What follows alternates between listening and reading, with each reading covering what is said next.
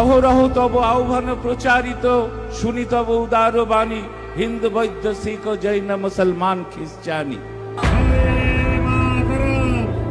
মাননীয় মুখ্যমন্ত্রী মমতা বন্দ্যোপাধ্যায় আমাদের দলের সর্বোচ্চ নেত্রী।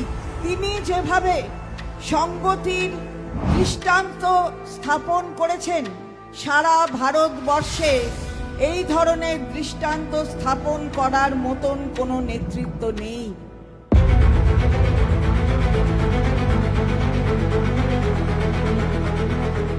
আজকে দিদি যখন বার্তা দিচ্ছে, বলছে এটা কাজী নজরুলের মাটি, এটা রবীন্দ্রনাথ ঠাকুরের পবিত্র মাটি, এইটা সেন্ট টেরিজার পবিত্র মাটি। সেন্ট টেরিজা এই মাটিতেই মানবিকতার নিদর্শন রেখেছেন। পিস উইথ আ স্মাইল এর কথা তিনি বলেছেন।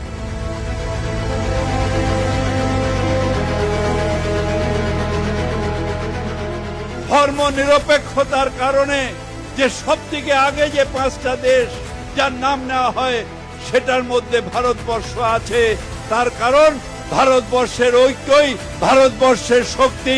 সেই ঐক্য হিন্দু মুসলিম শিখ ইসাই আমরা সবাই ভাই ভাই, একসাথে এগোতে চাই, ভারতবর্ষে এক থাকতে চাই, সেটাই ভারতবর্ষের শক্তি। সর্বধর্ম সমন্বয়ের জায়গা হচ্ছে ভারতবর্ষ। ভারতবর্ষের সংবিধান বলে সেকুলারিজমের কথা। ভারতবর্ষের সংবিধান ডেমোক্রেটিক রিপাবলিক অফ ইন্ডিয়া।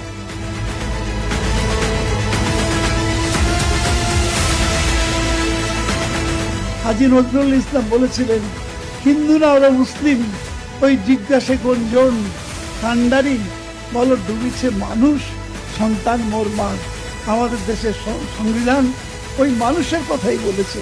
তার গায়ে কি রক্ত আছে সেটা দেখার দরকার নেই। যারা এই দেশটা চালাচ্ছেন, যারা এই দেশের স্বাধীনতায় প্রাণ দিয়েছেন, তারা সকলেই এই দেশের মানুষ। তাদের জন্যই সংবিধান তৈরি হয়েছে। অনেক বড় বড় কথা বলছে বিজেপি, যে লড়কে লেঙ্গে বাঙ্গাল। তাদের বলবো যে আগে দিল্লি সামলা, পরে ভাববি বাংলা। বড় বড় কথা বলে ভাওতা দিয়ে বাংলার মানুষের মন জয় করা যায় না। তাই বন্ধু, লড়াইটাকে এগিয়ে নিয়ে যেতে হবে। যত ইচ্ছে পাঠাও মোদি, যোগী, শাহ, বর্মা, ভান্ডারী, মমতা বন্দ্যোপাধ্যায়কে সবাই চায় উন্নয়নের কাণ্ডারি। তাকে ছাড়া কোনো কথা বাংলার মানুষ বোঝে না।